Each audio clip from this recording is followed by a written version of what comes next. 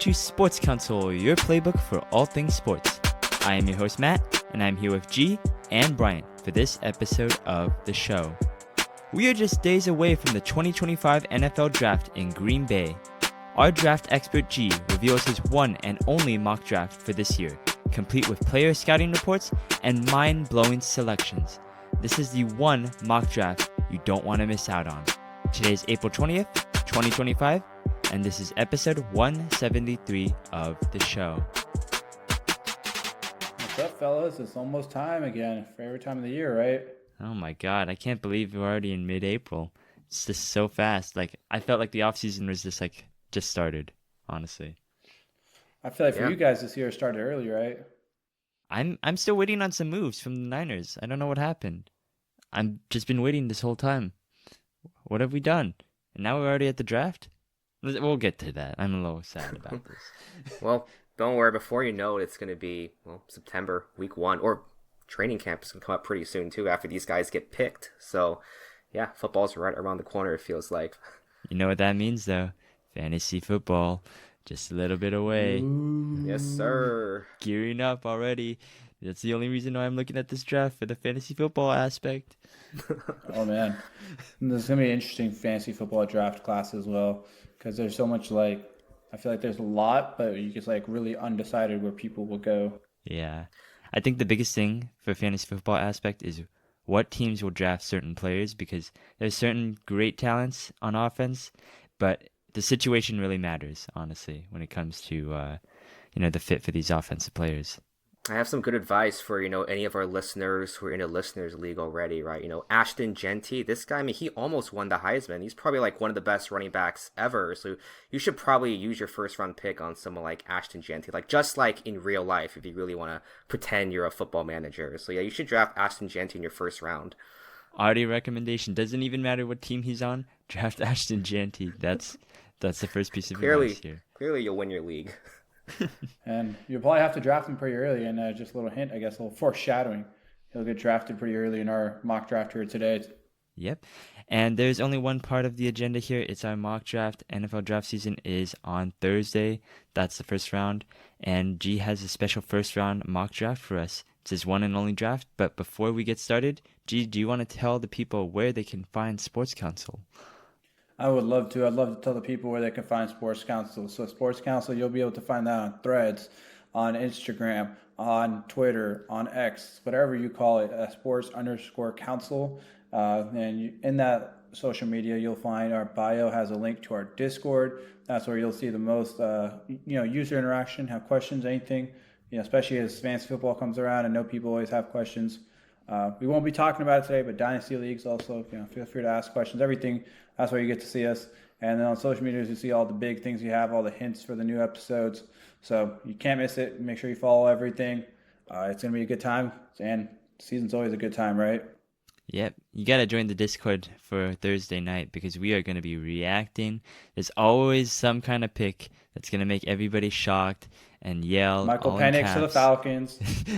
The draft day reactions to that were legendary. I just can't wait. Now we got our own Discord. You don't want to wait till. The pod's great, but what if you want to just see the instant reaction, the live reactions? You don't have to wait, right? You just get on Discord. You're like, holy shit, look at this. It's always usually Ian Rappaport tweet too. You know what I mean? Oh or my god, a Shedeur tweet. Dude, mute every single. If you don't want spoilers, don't go on Twitter. Mute Ian and mute Adam Schefter, because those guys spoil every single pick. Every single pick. Oh yeah. Well, don't go on Reddit either. Yep, don't go on Reddit either. Well, with that being said, this will be my first and only mock draft. So G's mock draft 1.0.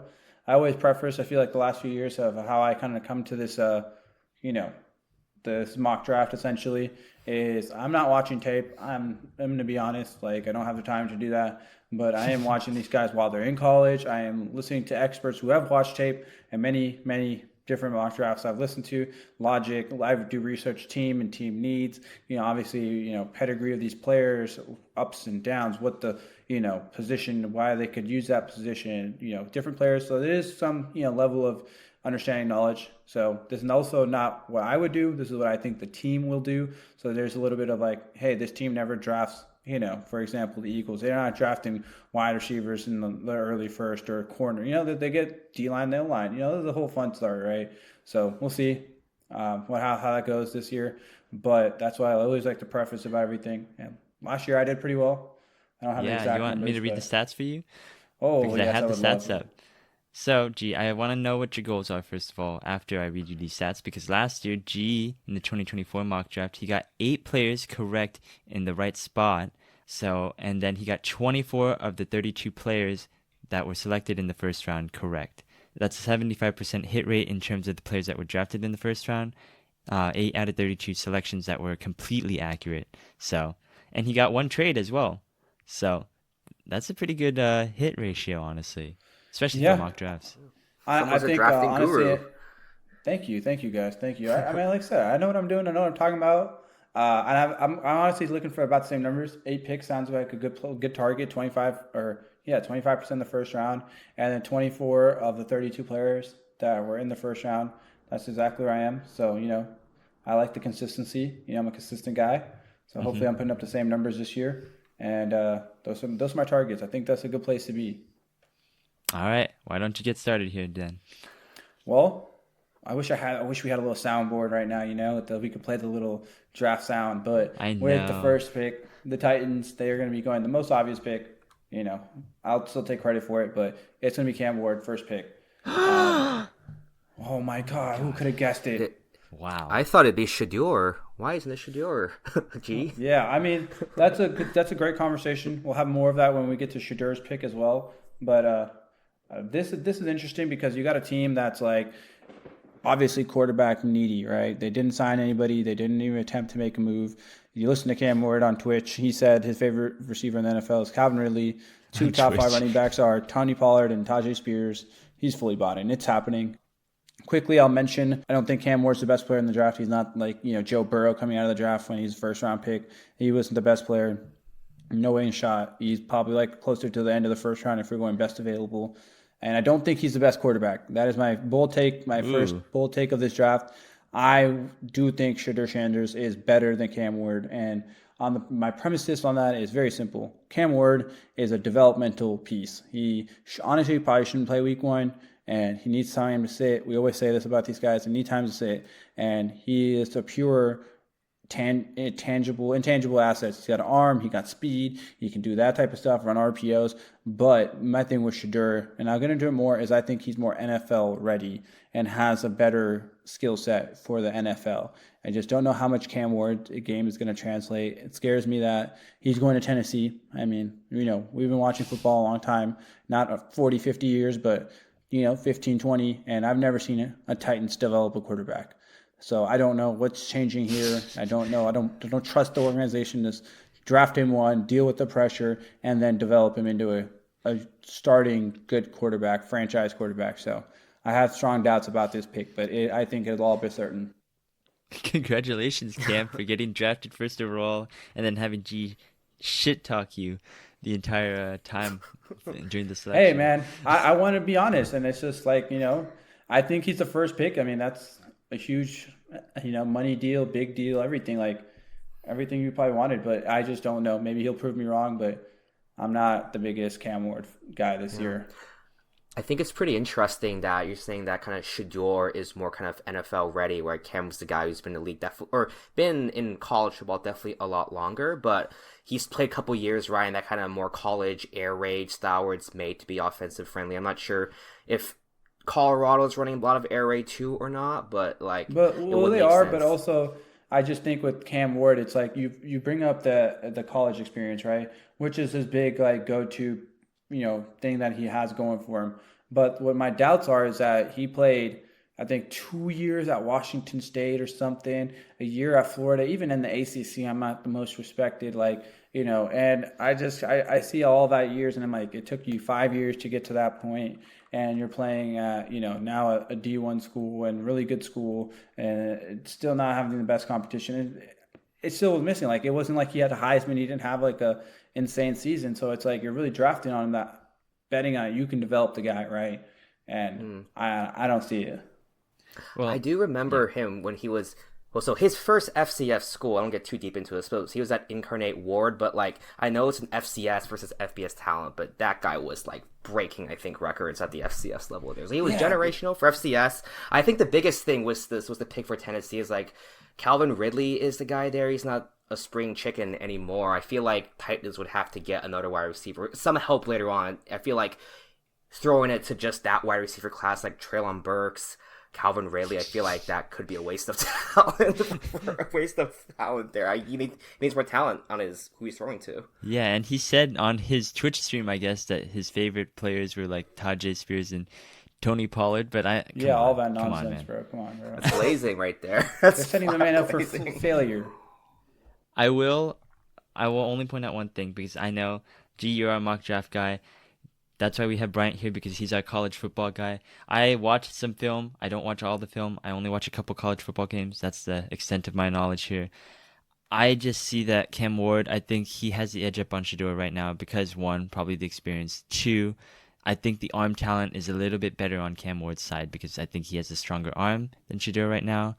And I think they both have the same kind of struggles in the pocket right now that I think, like you said, G, makes this a quarterback class where it's not super desirable. This is like the same kind of draft class like the Kenny Pickett, Malik Willis. It's better than that. I'd say better than I think a great comp is like Jameis Mariota. I think it's like where you got guys that are like, name brand, they're good, they got personality. Like these guys aren't like just Kenny Pickett-esque, but they are not I think deserving of the first pick. I think a great way to put this is I think 4 or 5 quarterbacks last year would be the first pick in this draft. Yeah, but the solution for the Titans right now, they have to get a quarterback if they want to jumpstart that franchise. They have the number 1 overall pick. That's what you use a number 1 overall pick for, a franchise quarterback. Agreed. You got to just bet on that. Yeah, and like I said, if they develop him, they got something on their hands. But I've seen a lot of raw quarterbacks that have gone to teams and said, we're going to develop him, he'll be great, and it doesn't happen. So we'll leave it at that. I think it's very obvious this is, going to be correct, and they're going to take him. And that takes us to the second pick. And I think kind of gets a little bit more interesting. I also feel like it's pretty solidified now. You got the Cleveland Browns at the second pick. They had the whole Myles Garrett drama, and I thought they were for sure going to be trading him. He wasn't going to be there. They gave him a bunch of money. He obviously got happy. It usually does it. So I don't see the Abdul Carter pick here at 2. Instead, I'm going to go Travis Hunter. And nice. It's just easy. He is maybe the best player in the draft. He is going to fill 2 needs instead of just one. Like it or not, you think it's going to not make sense, but it works. He can play 2 positions at once. He's going to be a part-time slot corner, slot receiver, and a starting number 1 corner, and be just fine. And if he wants to do it the other way and be a starting receiver and like a slot corner or a nickel corner, he'll be just fine. And if he eventually one day wants to play both sides starting, he'll also be fine. I think everything else is a bit over-exaggeration about he's not going to be able to do it. I don't get it. I think he's going to be just fine. What do you guys think? Do you see Travis playing both ways here? It's something that he's like insisted on doing, where he says he's got to play both sides of the ball, and I think any team who takes him, he's a fantastic generational level talent. His stamina is insane. He just played 2 seasons at the FBS level, just both sides of the ball. But I feel like maybe his freshman, his first year, he can kind of get away with it. Eventually, I think he's gonna have to settle into either wide receiver or cornerback, and I actually don't know if he's technically like a better cornerback. I want to say he's a better cornerback. I feel like he has to settle in one role eventually. Well. Yeah, he has to settle in that one role. Maybe he can be like a gadget player, wide receiver, but it's just so demanding at the NFL level there. Playing a sustainably for like multiple years is going to be too hard, I think, even for him. Yeah. Totally agree on that point. I'm not going to expand on that. The only thing I'm going to question is Cleveland has no quarterbacks, really. They lost Deshaun Watson with that Achilles tear again. I don't know who the other 2 are. Kenny Pickett, right? Kenny Pickett, Joe Flacco, DTR, and Deshaun Watson. I guess the only question is, why no Shedeur at 2? I just don't think the way they've been making these moves is, really lining up into we want to take Shedeur. I don't think that's like the way they've been acting this offseason is the plan in mind. And I don't see like they're in a Like they're still like just not like ready. Like the same thing with they're just not ready for a quarterback, right? Like they're not just a quarterback away. So I think they're getting Travis here and then maybe waiting till next year's stronger quarterback draft class is a better idea than forcing a maybe just not the right guy into it, right? Fair enough. Fair enough. Yeah. Hey, as long as they have Joe Flacco as QB, I think they'll be fine. I mean, he won a Super Bowl before. He's a Super Bowl winning quarterback. Took him to the playoffs. So. A decade ago, more than a decade ago. But... No, well, he took the Browns 2 to the years. playoffs. Remember? We believe in Joe him. Flacco. Yeah. Yeah. Well, with that being said, pretty straightforward pick, and I think this next pick is pretty straightforward. The Giants, they're looking at it. I also think by just signing Jameis Winston, signing Russ, keeping Tommy DeVito, there's quarterback 1, 2, and 3. We'll draw it up however you want. They're not drafting a quarterback. So you go off quarterback, you're like looking at best available. It's got to be Abdul Carter. And I know they have Brian Burns, and I just said that, the Browns aren't going to do it, but the Browns have Travis Hunter available. The Giants don't have him available, so go Abdul Carter. He's the best player available. You can move off Thibodeau, it'll be all right, but Brian Burns, Abdul Carter, that is formidable on the D-line. And you got Dexter in the middle. I love that for them. And I think when you're dealing with Saquon, you're dealing with Jalen Hurts, you're dealing with Jaden Daniels, you're dealing with these guys. Like, this is going to be nice to have an O-line if you can't answer with the quarterback, right? So, easy pick for me, straightforward. I think he might be the best player in the draft, him or Travis. So getting him at 3, maybe the best player in the draft is a steal. Completely agree with that. I love Abdul Carter. He's probably the best edge rusher, and I think the 3 most valuable positions are quarterback, edge rusher, offensive tackle in that order. And I think, you can't go wrong with getting a new edge rusher. You have Burns and him on the edge. It's going to be very scary. Mm-hmm. Yeah, good edge rushers are always hard to find. And I'm glad you mentioned Kayvon Thibodeau. That was a name that was also like a couple of drafts ago. He's the most hyped up guy. Now he's borderline bustish level there. Yeah, you can always see some new guy. Before he actually bust out, you'd rather trade him and get maybe a 4th, 5th round pick if you can. Whereas if you wait another year and he doesn't, now you have Abdul Carter and he's not getting that much playing time, he's basically walking for free, right? So yeah. Well, that's the top 3, and I think I'm pretty confident about. I don't see in a world in which this is not the top 3 coming out of the draft.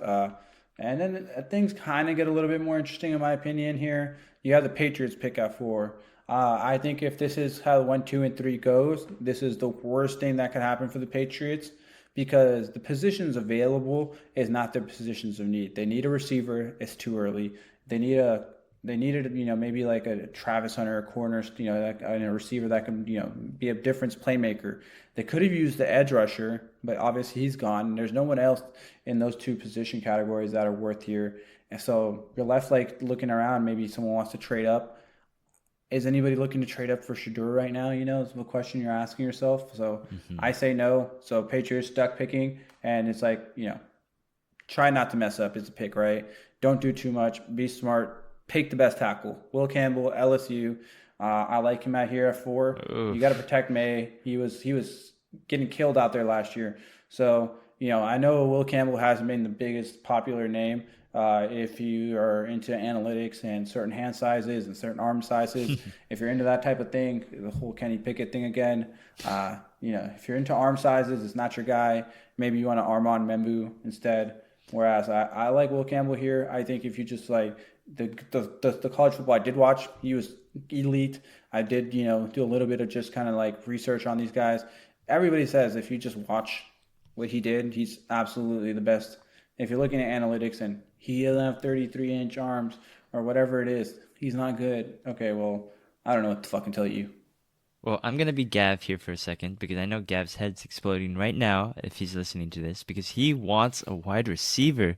Gee, why didn't you get him a wide receiver? It's early. It's early. Exactly. It's early. And I honestly, we'll get more into it later, but Ted McMillan is the next, best receiver. Maybe if you want to, think about him, but 4 seems early. And no one wants to trade up in this draft. So it's like, you're stuck. You can't draft early just because you need a receiver. You're desperate. Yeah. I hate that though. I hate that because when you draft someone early and they turn out to be a star, you just draft them early. I hate when you do it in a fantasy football thing. You reach up, you get your guy. But what if there's a guy that's that's going to be good and a guy that's more risky at the same pick? What do we say in fantasy football to flip it right back on you, Matt?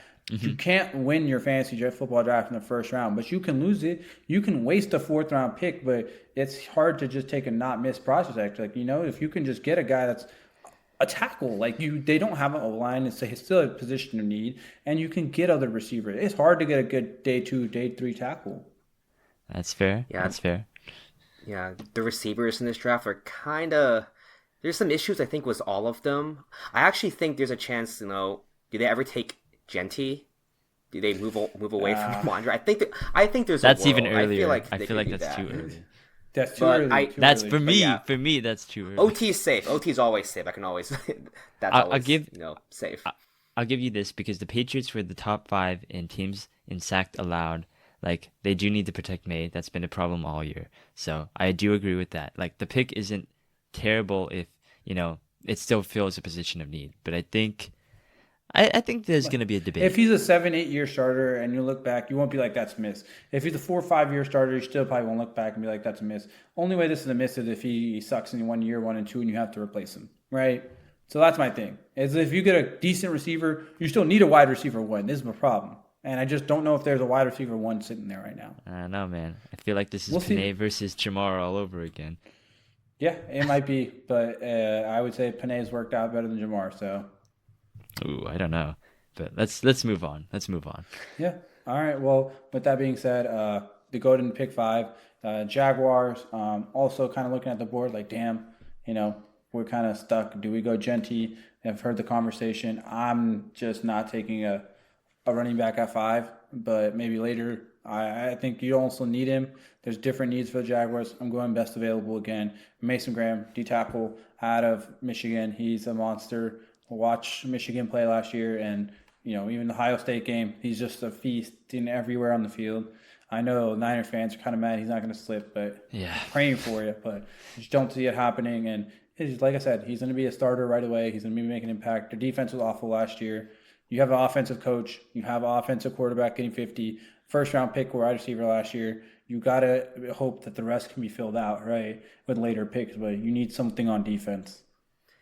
Yeah, Jaguars, I think, had probably some of the worst passing and rushing defense last year. So any pick from the defensive side of the ball, I think, would definitely kind of help them out big time. And then, yeah, a Big Ten D-line from Michigan, I feel like the Big Ten always pumps out big, chunky boys, your offensive line, your defensive, your DTs, your tight ends. You want those the corn boys out there. So, yeah. Yeah, I think that would be a good pick for them.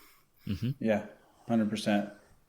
Well, that takes us into our next pick. I would say a bit more interesting now. So you got the Raiders with Pete Carroll at 6, and I'm going running back Ashton Genty. And I know I said 5 is a little too early. 6 is a little too early for me too, but he's a difference maker. And it's Pete Carroll, and they don't have a running back. So it's very simple. It's very straightforward. It's a positional need. It's a scheme need. It's the best available player. It's everything you want in a pick. It's just a running back, so it doesn't sound good. But if he's impact player day 1 and he's a workhorse, he solidifies a big piece of that offense. I like it. You have Geno, so there's no need of Shedeur. I thought if they didn't extend Geno, this would be a great place for Shedeur to go. You got 1 year left on Geno's contract. You could have cut him, started Shedeur next year, but they extended him. So I also think that takes him out of the Raiders out of the context for him. I just don't see a year like a Kirk Cousins, Michael Penix thing going on here where you sign the quarterback and you still get the first-round quarterback. Don't think that's smart, and I don't think the Falcons think that was smart. So Genty, best available, best player. Matt, tell me why you wouldn't take a running back at 6. No, I'm taking that running back. I'm taking Ashton Genty here because I think general manager, I don't remember his name. Oh, John Spytek. He already kind of hinted that he likes running backs and he's okay with drafting them high. So I feel like they already are kind of hinting at it. So I think this is going to be the pick. I think this will be right. And I like that Genty, he is just, when I watch him play, we talked about Travis Hunter. He's the Heisman Trophy winner. Genty's the runner-up, and he was a well-deserved, he could have won that Heisman, honestly. Could have gone either way. Exactly. That's it was like one of those things where the first time you're seeing the two-way thing going on with Travis Hunter, so to that extent, so you kind of I guess a little bit more one in a wonder, but just in terms of pure talent though, man, god damn dude, that man is just deviously good, man. He's got aura. Like, he literally wrote like a player's letter to every single GM out there saying, "Yo, I'm your guy. I'm going to be your starter. I'm going to be a killer for you, kind of day one out there." Well, not literally. I just realized this might be going to the Raiders, so the Raiders don't need any more killers out there. That was a poor choice of words on my part. I'm sorry, but no, yeah, absolute beast. You cannot do another year of Dang, Zamir White, Alexander Mattison. Like, that was a hellhole for fantasy. So yeah, a clean plug and play right there. Yeah, and it's just like beauty. And we're not. It's not a fantasy mock draft, but we bring up fantasy football, and Jesus Christ, this is his field with Pete Carroll. Oh my God, it'd be amazing. I want to bring up one point just about GNT. He is explosive. Like, that's the one thing, and you're going to see it in fantasy football. You're going to see it on game days on Sunday. He just breaks off these 50-yard runs. Like, no, not a lot of running backs can do that. You only see, like, think of a couple of guys, Saquon, Derek, right? Those are the guys that I think of when if they get open, they go out. And GNT's one of those guys. Like, that's why he's on a different level. That's why he should be a top 10 pick. Yeah, I think we're all in agreement here, which is actually surprising because running back at 6, I feel like there's always a guy that kind of gets irked by it, right? Yeah. So I'm happy to be on the same page with you guys. It was surprising Matt was on the same page. I truly feel like Matt was I love totally GNT.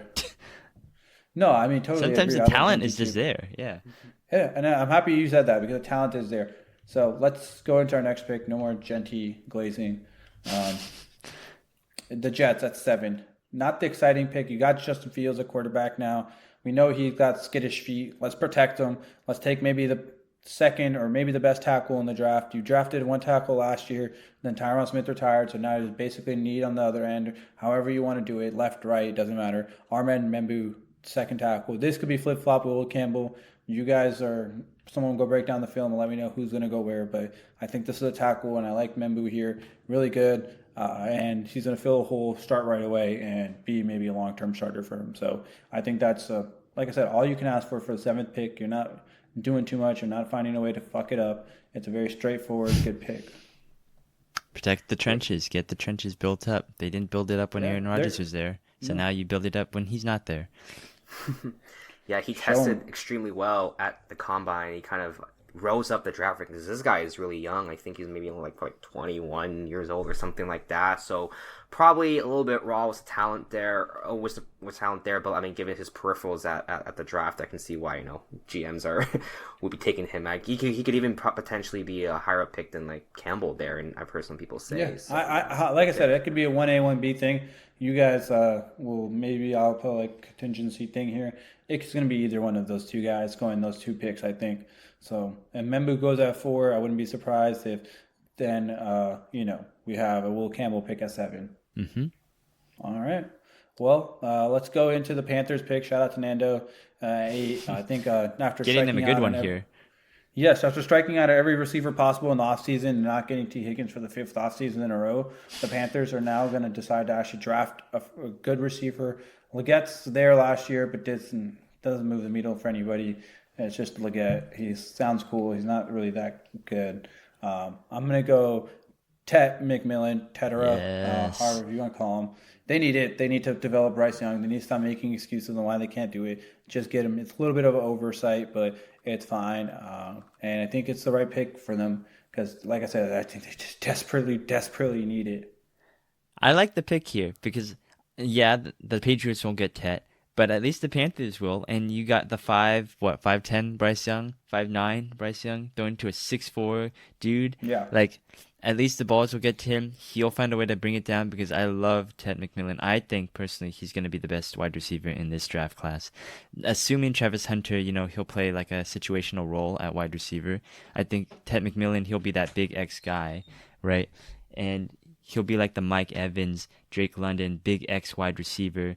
I know that there's been issues with his separation, like he doesn't separate, and he doesn't watch film apparently, according to his own words, and that's caused a little bit of controversy there. But I don't really care because he just has the big talent, and you just can't pass it up. Don't pass it up over something silly like that. Well, man, you're speaking my language, man. I'm drafting him, by the way. First receiver off the board. I think he'll be really good. I think He'll have, like you said, the Bryce Young, stature makes this even more of a important pick because it just helps so much. Hmm. And speaking of help so much, a team that needs a lot of fucking help. We're at the Saints at 9 in cap hell. Derek Carr is now hurt. Don't know what they're doing at any position. Honestly, they have many positions in need. But at this point, it's think they're like one of the only teams that doesn't draft first round quarterbacks. It's time. Draft Shedeur Sanders. Ooh. I really like his fit in New Orleans. Is like the city, the vibe, everything will be good. I just don't believe in the talent around him right now in New Orleans, and I don't know. They need to do a lot to get it correct, and so that starts with first get a quarterback right. Like this guy's talent on this team is not the best, and I think they need a dramatic amount of help. But their quarterback position, they've been kind of pushing down the road, kicking the can, and it's now time to address it. Yeah, I mean, they were trotting out Spencer Rattler. Oh, well, first Derek Carr, he's getting a bit up there in age. You got Spencer Rattler, who wasn't even good in college, in my opinion. He had like one good year, and then somehow they trotted him out there, and then we saw how well he did there. So it would make sense, I think, for Saints to get a QB there. The one thing they would also have to watch is, shoring up that O-line. I think they had the right tackle, Rusick, I think, longtime starter, retired recently. So, an established guy on their O-line, you have to be able to fill up that gap there. I think you meant Ramczyk, but yeah. Ramczyk there, yeah. Because we saw Shedeur, his first year in Carl just running for his life from a shit tier O-line there, which I'm sure the Saints O-line is going to be a little bit better than what he was encountering at, Colorado there. But, especially at the NFL level, you got to protect your young QB. Yeah, my only concern here is that, like, Shedeur, I get the pick. It makes sense. Derek Carr somehow mysteriously died off screen. Like, I don't know what happened. What did he do in practice or off season that, all of a sudden he just has some kind of injury that takes him out for the year. But, whatever. His contract's guaranteed because they keep pushing that cap back. So they need a quarterback anyway to actually be playable. So it makes sense. Exactly. So that's like the big thing is that they need the quarterback to be playable. Because right now they're at a situation where they're not. It's just like this team is in such cap hell for winning nothing. And it's pathetic, and this is the only way you get out of it is you lose Carr next year and you have a cheap quarterback and build around that. And I think it's fine because you at least have a quarterback, and as long as he doesn't die the first year behind that team and that O-line and that set of skill positions, it'll be good for them. Yeah. My concern is that Shedeur, I feel like, is not that great of a quarterback right now, and I think that they'll play him obviously because they have to play him, but there's been a lot on him. Like, I've watched a lot of Colorado games. I haven't really been able to get the feel that this is an elite quarterback. This is going to be a guy that can carry this on to Sunday and continue this, because the biggest issue, there's a lot of things, and I'm only going to be very short because we're trying to get through a huge mock draft here, is that I don't like his patience in the pocket. He takes too much time out there. It reminds me a lot about Caleb Williams in that, he takes too long to make a play. And we saw that doesn't work for Caleb Williams in the NFL because they're a lot faster in the NFL, these defensive linemen, these edge rushers. You get 2 or 3 seconds. Tom Brady, Peyton Manning, they get the ball out like that. Shedeur needs to do the same if he wants to continue that at the NFL level. We'll see if he does. Yeah, I mean, it'll be a big thing. That's like his big thing he's going to have to overcome. I quickly just want to, did mention earlier that I think he's the first quarterback in the draft. I just see that as his accuracy, his ability to, obviously he moves out the pocket a lot, but he makes a lot of fucking plays outside the pocket. And maybe he's not athletic in terms of he's going to get a lot of rushing yards, but he has that, I don't want to say it, but that little bit of that Mahomes where he's going to run out the pocket. He's going to do crazy shit, and it's going to work sometimes. Maybe it's not going to be as pretty because he doesn't have as strong as an arm, but he does do magical things outside the pocket. And if you can just set up the right pieces around him, set up the right offense, I think this is a good piece and a good player around that you can build around. Whereas with Cam Ward, I'm not sure what I'm getting. I know what I'm getting with Shedeur. I feel more confident in that. Yeah. Well, G, I want to hear your reasoning for this next pick here. This is one, you know what? I know we're going to say we agree with a lot of these picks. I actually disagree with this one, but I want to hear you out here. Number 10, the Bears, Omarion Hampton, 2 running backs in the top 10. What do you... They got... I know Swift ain't the best, but, now. So hear me Running out, hear back? me out, hear me out. So who's their coach now? Ben Johnson. What does Ben Johnson love to do? Run the ball. And we know he doesn't love to run the ball just with one running back. He loves to run the ball with two running backs. And look at Detroit. When we thought David Montgomery was just fine, DeAndre Swift is just fine, what do? You have an early first round pick, you go and get a running back. And I know it's not the prettiest pick in the world. I understand. I don't care because I think they need a better running back for the scheme they're going to be running, and this is by definition the best scheme fit. Omarion Hampton is a really, really good running back, and he's going to be productive behind this team. And I just don't see, maybe you can go tackle, but the two good tackles that I really liked at this position have already been taken, right? And am I going to reach on another tackle? There's a few guys that are still good. We're going to talk about later, really good, but I just don't see the value of taking them here when you have I feel like a drastic kind of game changer that you can have. And it's going to be one of those things that helps alleviate pressure off of Caleb Williams, which then allows him to also play better. So if it makes Caleb look better, it fits the scheme, and it has to be the pick in my opinion. Yeah, I like the idea where it was Ben Johnson as a coach. I almost forgot about that. It definitely would work well in his scheme there. I do think there is one more, and I think you have him later on your list. There's Kelvin Banks Jr. Like, I've heard he's like in the same conversation as, your Will Campbell's, your Amon Membo's there, where, this was a guy, I think his freshman year, he was blocking for like Bijan Robinson on his like last year, something like that. So I would say, especially with the narrative last year around the Bears, right? His dad O-line, I think like he could be a good pick over here too. But I think that idea around kind of the fit for Ben Johnson, that's also appropriate. I'll help G with that one because I know that the Bears got a couple of guys. They got Dooney, they got Jonah Jackson, I want to say, from the Rams. So they did upgrade that O-line a little bit. They signed the Atlanta Falcons center in free agency. They built up those trenches. So I agree that they could go O-line to get that tackle, but, running back seems like the fit because, Swift, I honestly don't know if he's going to last that season as a starter because Ben Johnson already kicked him out once in Detroit. I don't think he's not that good. I was confused that he's still there, but I just don't like Hampton as a top 10 pick because he's a good player. I don't know if he's top 10 worthy because JNT, I agree that the talent's just astronomical. Hampton's more of a guy where, he's a running back. He could be a starting running back. That's the one where it's just like top 10, maybe you trade down to get him. That's the only one. Yeah. I think the one other running back of note is like in this draft is like Cam Scatterbo. But there's a lot of this doesn't fit the scheme. There's too a few small guys there, but I just not the don't pedigree. Yeah. So not that's gonna be for later. I don't see any other first round running backs here. Kind of spoiled the draft a little bit for you guys that are going to be sticking through this whole thing with us. So we will go a little bit quicker after this next pick though, because it is our lovely. Because we're going to talk about it. We're our beloved. All right, Matt, all you. San Francisco 49ers at 11. I have them going D tackle Walter Nolan out of Mississippi, and I know Will Johnson's there. I know other D tackles, other edge, Mike Green. There's a bunch of people, Jalen Walker, a lot of people that people have been talking about that could be available. I just know that the D tackle has been such a need since DeForest Buckner left, and you guys have not been able to address it properly. And you've gotten production out of Floyd on the other side, and there's replaceable, like you can find edge rushers alongside Nick Bosa that play that position well. I know there's a need at that middle D tackle. How else would you give Hargraves $20 million a year if there wasn't a need there, right?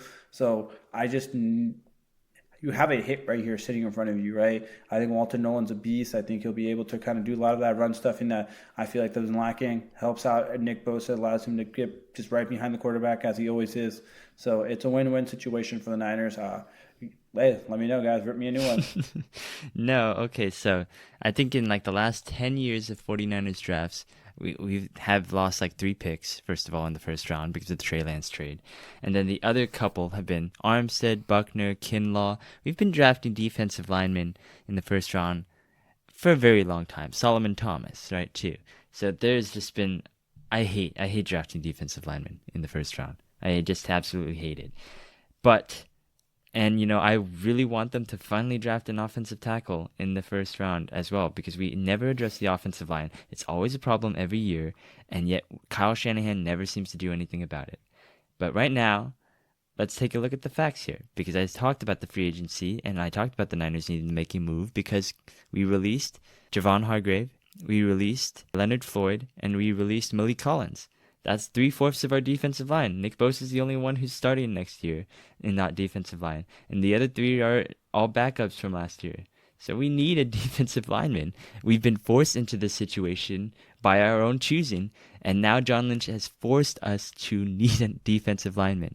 So yes, this will be the pick. It may not be him. I'm hoping for Mason Graham, but I think we should go defensive tackle, unfortunately. Yes, Matt, like my pick.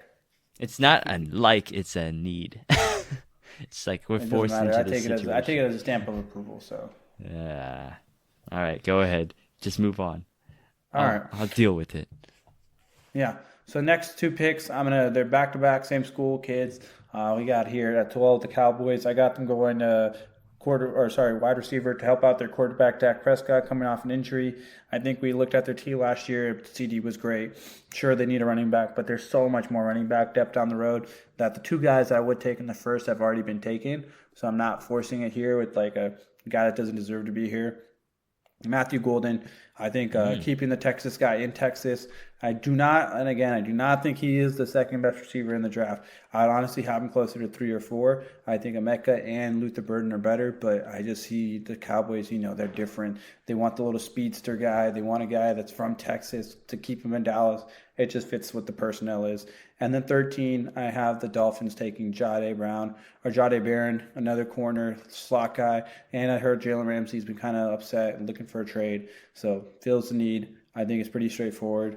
What do you guys think? I like Matthew. Well, Matthew Golden, I don't know. I'm sure he's a great wide receiver. The one thing, though, that gets me was like when they're entering the draft, he's like, all right, we saw what Xavier Worthy could do last year, right? Beating that 40 record. He's like, yo, I got this. I'm gonna beat Xavier Worthy. He proceeded to run like 0.2 seconds slower than him, which probably doesn't take away from how talented he is. You're thinking about Bond. Isaiah Bond? Yeah, I saw both of them said that they could do it or something like that. Oh, whatever. They're both from Texas, and they thought they could just beat Worthy like that. I don't know who it is, but it was just like, I don't know. That kind of just left a bad taste in my mouth for some reason. I'm sure he's a great wide receiver, but that just kind of threw it off for me. I'll tell you why, because it's speedsters, wide receivers, every time they have a good 40 time, they always get drafted too high, and then, doesn't really end well, honestly, for them. Yeah, it's kind of a... Speed will get you drafted every time. Yeah. Miami for cornerbacks. I think cornerbacks in the first round have gone pretty well the last couple of years. It's like, what was it like? I'm blanking on the names for it, but I think there's a bunch of great Sauce, Terrion Arnold, Stingley, just like Devin Witherspoon, a couple years back. Two Eagles guys. JC Horn, Eagles. Both the Eagles guys. Yeah, they've all been doing pretty well. So I think kind of there's Barron, there's Will Johnson there. I think you're pretty good was a hit for cornerbacks, at least a previous track record.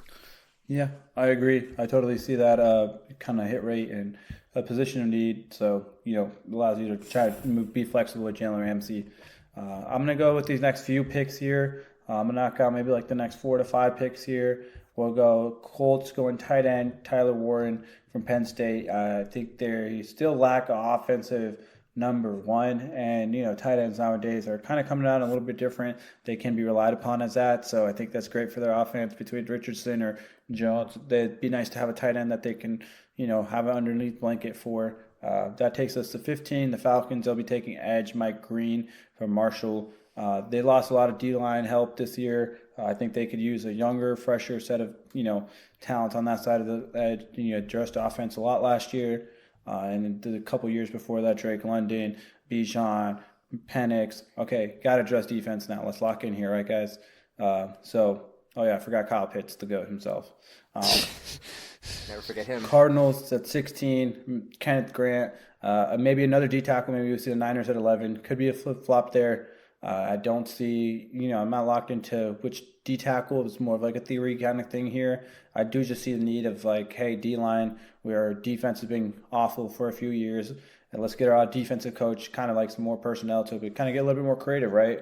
So I like the D tackle pick here. It's one of those things where it's one of the best available players available. So why not just take it, right? And same thing here at 17. Bengals go James Pierce Jr. from Tennessee, edge. I think if you're losing, Hendrickson, which we don't know if he's coming back or not, but you lost Hubbard already. So there's a lot of kind of iffy stuff going on there. At least get some young talent. You got to invest into the defense. I know people are going to say O-line, O-line, O-line. But if I'm giving 2 receivers that much money and Joe Burrow that much money, figure it out. I can't just keep pouring resources down here. And then the last pick I'll do in this bunch is the Seattle Seahawks. Tackle with Josh Simmons. Their O-line was awful last year. And with Geno Smith, he was able to kind of go through the pressure. But we know Sam Darnold is not able to do that. So if you're going to try to strive with Sam Darnold, obviously if you're given the contract you're expecting to play Sam Darnold, then you want to do what the Vikings kind of did last year. You got to protect them. They had a great O-line. You got to start establishing your O-line. So get a tackle. Simmons was great at Ohio State last year, big part of their run. So you guys, let me know what you guys think. Any questions about those few picks there? Yeah. I like it. You got to stop Darnold from seeing ghosts, so you can always boost that O-line for him. Tyler Warren, first tight end off the board. I mean, I think Colts didn't even have a tight end, catch anything last year as far as I know. So, yeah, they could use a tight end because they're coming from nothing. Mike Green, heard he has a great motor, but tires out there, so you can swap him out. I think that's a great pick for the Falcons, too. So, yeah, those guys. Tyler Warren, I like it for the Colts. I mean, it's just an awful situation there. It sucks for anyone who wants to draft Tyler Warren in fantasy because you either got Anthony Richardson or Daniel Jones out there throwing balls to him, and that doesn't appeal to me at all. But, neither did Brock Bowers with Aiden O'Connell, Gardner Minshew, and whoever they started out with in the Raiders land. So you never know. You never know what will happen there.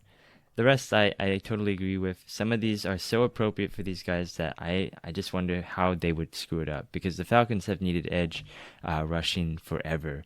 They needed it last year. You got to stop taking offensive guys, right? At a certain point, it's like you poured so many resources and you got to eventually draft someone on defense. Exactly. So here's to hoping for McYoungboy's sake. Yeah, hopefully for their sake. Let's go into the next 2 picks. We'll be a little quick about them. A guy that fell and a guy at 19, I was damn, how is he still here? And how did he fall? A lot of these teams could have used him, but I just got passed up on. And that's at the Tampa Bay Bucks at 19, taking Will Johnson, a corner from Michigan. I do have him as my CB1. I kind of have him falling here a little bit. Sometimes, my rankings and NFL teams' rankings aren't always the same thing. So I kind of switched it up a little bit. Put Barron first, but Will Johnson here, I think he's a more for sure pick. I know he was hurt last year, had a kind of a down year, but I expect a full, straight into the NFL season. A lot of Stingley vibes, where Stingley, his year he came out the draft wasn't the best, but the year before he was amazing. So it's if you can do that in the college level, I think it's even more impressive if you do it while you're younger, right? So I'm not gonna have him fall too far. And then a teammate from his goes at 20, Colston Loveland, tight end from Michigan. And I think you get Evan Ingram there in Denver, so you might be like, it's not necessary. Didn't but realize who that. the fuck cares, bro? Exactly. If you have a good player and that you need, and I think they need either a running back or a wide or tight end here. I like them getting a running back later, maybe second or third round for the Broncos. So address the tight end spot, and Evan Ingram, he's going to be gone next year most likely anyways, cap casualty coming. This gives you the tight end of the future. You pair him up with Bo Nix, and I like that even this year, having 2 of them, because you don't really have that many other offensive weapons out there, right? So have 2 tight ends will be just fine. What do you guys think? Back-to-back Michigan boys? Will Johnson, I feel like, is the best cornerback of this class. He's a 6'2" big guy. He can play press. He can read zone. He does it all. The only big issue is his turf toe injury that, cost him his season this year. So you don't know what you're getting. It's been a year out. But I'm pretty sure he still knows how to play football.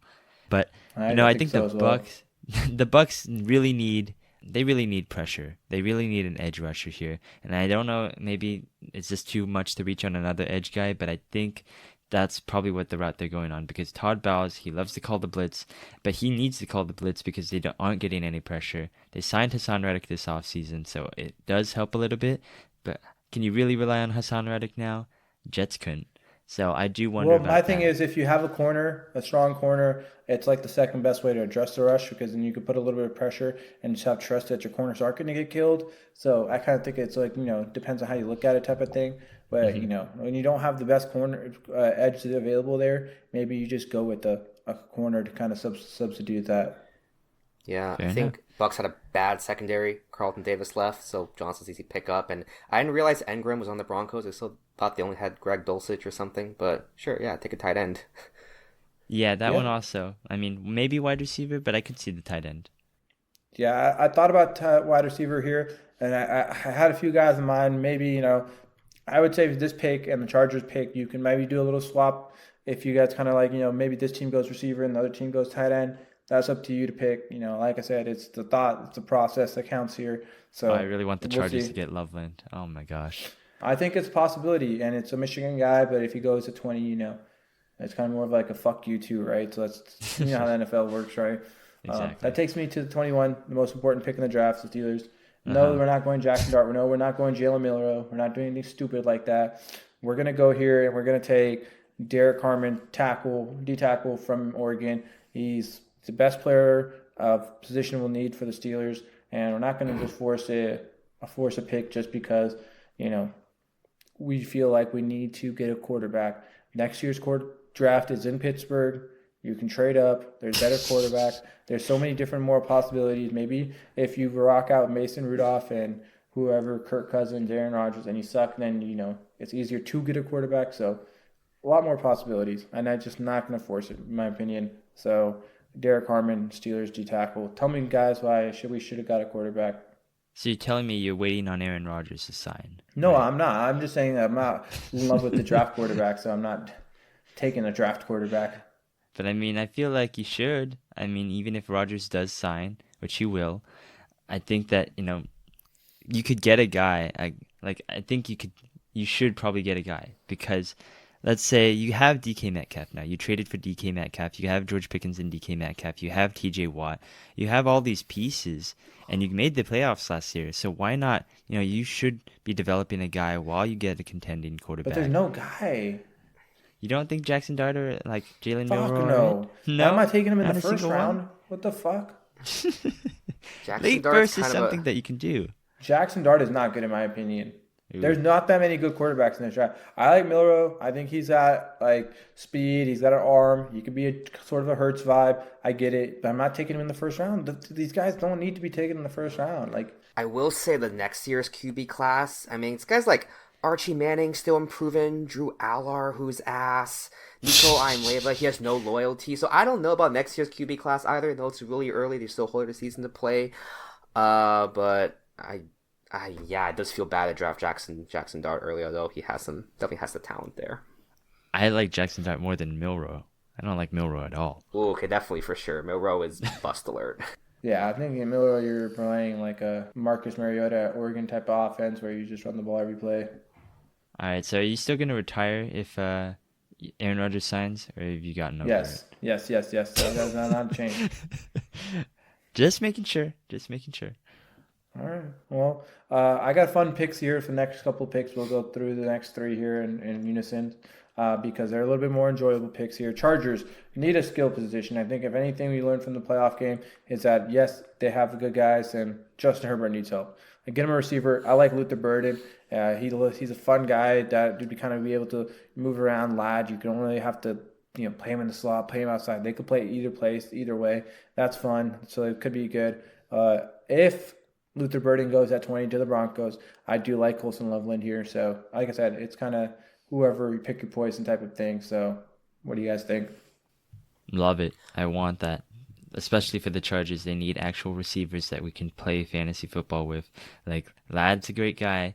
The only thing I see with this is the fit, right? It might not be Luther Burden in particular because he's a guy who plays a lot in the slot. He's kind of that short yardage yak guy, and that feels a lot like what Ladd already does. Like, he played 70% of his snaps last year as a slot wide receiver. So I just feel like, maybe if you get two guys in the inside who's going to play on the outside, so maybe you need to pick another guy for that. But I like the player himself. I think that he is, again, he'll play up, He'll get the catches and he'll make the most out of them. He's like that Debo Samuel, Amon-Ra St. Brown kind of player where he just catches and he goes. And he has a little bit of versatility in him. He is kind of big like a running back as well, so he kind of bounces off those hits. That's why he gets those yak yards. So I'm very interested to see where he goes. I would have liked Egbuka here just because of he's that kind of explosive playmaker type guy. But that's not the short on Luther. He was on the short list when the Blindkoff this year. I think he had some injury problems because he had a monster 2023. So, we'll see if he can recover and turn it up for the Chargers. Yeah, I like it. And then the next two picks are back-to-back Georgia guys. I got the Packers addressing defense, Jalen Walker, and the Vikings winning safety, Malachi Starks. It's time to replace Harrison Smith, man. I love Harrison Smith as much as the next guy, but Jesus Christ, dude. I mean, it's old, dude. He's really been playing old. Since I've been watching football. You literally exactly the best way to put it. So you got to replace him. And then I'll actually just throw in the Texans pick. You guys traded your whole line and released everybody. Got to replace him. Kelvin Banks Jr. We brought him up earlier. I think it was you, Bryant, that brought up Kelvin Banks Jr. I think he'll be good. Late first-round pick.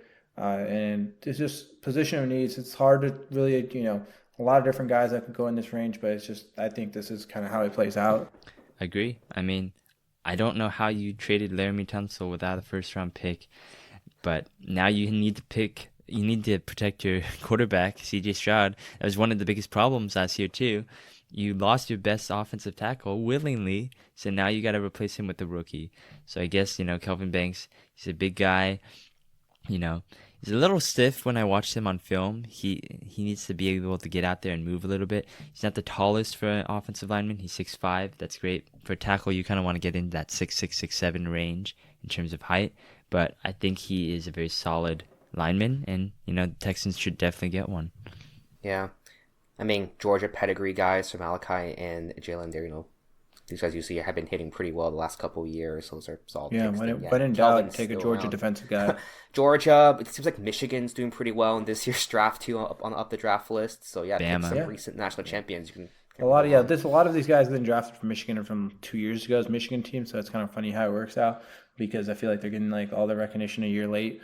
But there was still a couple guys last year, but we'll see. There's a bunch of guys from that team, so it's kind of funny how that works out. Yeah. I'm going to knock out another 4 picks here. Just some defensive guys filling needs here. I'm not going to get into any of them too specifically here. But the Rams at 26 taking Campbell, linebacker from Alabama. The Ravens at 27 taking Michael Williams, edge from Georgia. At 28, you got the Lions taking Donovan Ezereku or something. Sorry, from Boston College, edge. 29 is Washington Commanders taking D-tackle Omar Norman Lott from Tennessee. So, just all I think, between the Lions, they desperately need to put someone besides, what's his Hutchinson, name? yeah. Hutchinson, thank you, Matt. And then same with the Commanders. Like, they need help on anywhere on the D-line or defense or anywhere that starts with the letter D. So, whoever you can, essentially. And it'll be an upgrade from next year. So, the Ravens and Rams kind of just like, I think they stick to true what they do, and I think with both teams, it's like when in doubt, take like first-round defensive linemen or defensive players. The Rams still need help on defense. I know a lot of their picks last year that they hit on defensive, but they still just feel like a couple pieces away, and the offense feels like it's as good as it's going to get. Maybe you could get an O-lineman, but everything else kind of feels like solidified, right? So I'll try to find a position of weakness and solidify with the first-round pick. Yeah, 2 of these teams lost to the Philadelphia Eagles in the playoffs this year. Both of them couldn't stop Saquon Barkley from exploding and just destroying them. The Rams, they need a linebacker who can actually go out and, tackle in open space against the Saquon Barkley. The Commanders need a defensive lineman to be able to disrupt those, big Eagles offensive linemen, the sneak, and again, Saquon Barkley. They lost Jonathan Allen this offseason, so I think they need to be able to get another big guy to replace him. Yeah, echoing all of your guys' points there, a lot of defensive picks, and I think that's a good thing you point out was, they all faced the Eagles and got smacked by them, so, gotta strengthen up that D-line. Well, I'm happy we're on the same page with a lot of these picks. It makes me feel better. And then the last 3 I'll knock out, and then we'll talk about this Bills pick here afterwards. So 30, I got the Bills taking Emeka Egbuka, wide receiver from Ohio State. And like I said, we'll circle back to that in just a second. We'll knock out these last two picks. Not very exciting. The Chiefs here taking tackle from North Dakota State, Gray, Zabel, and then the Eagles, man, just embarrassment of riches. Take whoever the hell they want, but I have them going Shamar Stewart, edge from Texas A&M. The rich get richer, and that's kind of what they do. When in doubt, take a lineman. And then for the Chiefs, they desperately need tackle. They could probably use a guard. Maybe they'll go the best guard available here. I just always, when in doubt, take a tackle over a guard, and tackle might end up playing guard anyways, right? So it works out. I don't really know that Jalen Moore guy that they drafted is the answer at that position. They signed him from us. Yeah. Yeah, and then you guys need a tackle, so I don't know how that works, right? So like drafting a Steelers quarterback when they need a quarterback, like it just doesn't make sense. And that's what I feel the Niners need a tackle, and if they let a tackle go, it probably wasn't that good, Yeah, pretty much. But like I said, I want to talk about that 30th pick, though. That's kind of like the interesting one out of the bunch here. Emeka Ibuka, I think he's really good. I actually have him as my wide receiver one. And I hear a lot of kind of questions because he wasn't ever, I guess, the wide receiver one. And I guess that kind of hurts him. JSN was there. He was behind JSN. And you're like, okay, this is Emeka Ibuka's year. He's going to be the number one for Ohio State. He's going to get all the love. He's going to get all the catches. He's going to do everything. And they bring in this guy named Jeremiah Stitt, and he's an absolute fucking monster. So what can you do about it, right? It's kind of just get the short end of the stick, and now he's taking all the media publicity, everything goes towards him, and now you got the Mecca who's just like, damn, I've only just been very, very good every year I've been in college and playing. So it's just, hey, maybe it'll work out for the best, because if he's catching passes from Josh Allen, that is scary. Yeah, I mean, just to go off your first two ones, again, Chiefs, I agree. They need the pass protection. Jalen Moore, I don't know why they gave him so much money or even signed him that well. He was decent as a Niners backup tackle, and he played in spot starts, but it's not really proven. How much game film can you really extrapolate from that to say, oh, I'm going to protect Patrick Mahomes full time now from that. But, good on them, good on him. I just don't see it. Eagles getting a really raw guy, which I don't think would be a bona fide day one starter, but if the Eagles can develop him, he could be very, very good. He's just got a lot of raw potential. Let's see if they can actually convert it into something, should they pick him. I'll let Bryant take Egbuka here because I know he wants to talk about him. Not particular. I remember for a second, I was confusing him with, I think maybe Marvin Harrison, because there was that one Rose Bowl a few years back against Utah where I thought it was Egbuka who popped the hell off, but I think it was a different. That was Jackson Smith-Njigba. That was Jason. Yeah, that was confusing. But I remember Egbuka was out there at the time. He was there all along. And I totally forgot what I mentioned all the receivers he was overshadowed by with the year of Marvin Harrison Jr. as well. So, but he popped off in this year's Rose Bowl, didn't he? Or was that someone else? No, that was him. He actually did play very well. I mean, he had a great season, over 2,000, I think, yards, 20 touchdowns or something like that. Or, no, actually, no, 10 touchdowns or something, a 1,000-yard season. So, I mean, but Ohio State track record was wide receivers, always super strong there. So, definitely has the talent for it. The one guy I'll comment on, just for the fun of it, last guy, Shamar Stewart, Texas A&M. I think he was one of the last guys from that one class where it was oh, this is gonna be Texas A&M's here. We got the best top draft class there, and we saw how that turned out for Texas A&M. So reminds me eerily of the guys from USC that came out where they were just wasted away and developed very well. So and a lot of those guys have turned out well in the NFL. So I hope he does. He's on a championship level team already. So hopefully he can develop that 5-star recruit potential to be a true talent out there. If Egbuka becomes the Bills wide receiver, he gets drafted by them, I think he's going to be the number one wide receiver straight off the bat. That's all I got to say. Yeah, I think he'll be an absolute monster for them. All right, G. That's 32 picks, all within an hour. I mean, it's going to take an hour to get probably the first 5 picks in. So, good job on that. Maybe I should do the NFL draft too. But I do want to address one last thing for anybody that's maybe wondering where the trades were. As I was trade happy last year, A, I learned my lesson, and B, got conservative.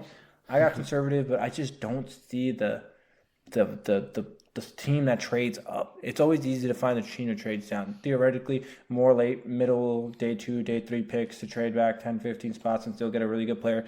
Every team's great. It's like greatest dream. But that means and no one wants to trade.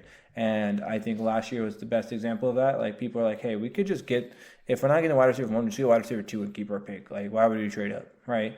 So, and then if he falls, then even better. Like, well, we didn't need to, right? So, I think it's that simple.